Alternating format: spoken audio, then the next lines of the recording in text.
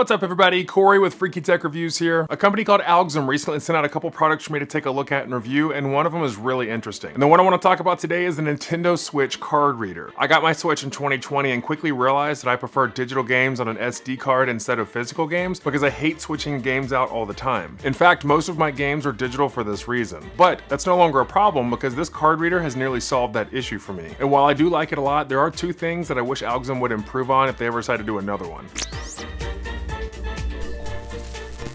The Alxum Nintendo Switch card reader is made from plastic and neatly fits onto your Switch's docking station. You simply plug the provided USB-A to USB-C cable from the docking station to the card reader, and then put the connecting plug into your Switch's physical game slot and you're good to go. And it does work with the original Nintendo Switch and the OLED model. Now what's cool about this card reader is that it holds 4 games at a time that you can access as long as it's plugged into the Switch. And it actually holds 8 games total, but 4 actually read the games and 4 are for storage. And you can see here that the top 4 slots are for playing and the bottom 4 are for storage. Now I do think listing this card reader as an 8-in-1 product is a bit deceiving, but it's very clear that if you just look through the product page, that's how it works. And to Switch games, pun intended, you simply turn your Switch on and you'll see the games listed as they normally are in your Switch dashboard. Now when you're using this card reader, you can't just play all 4 games and switch back and forth between them. The way it works is that in order to change to another game, you press the triangular button on the card reader and it will put whatever game is selected onto the farthest left of your list of games. When you want to play a different game,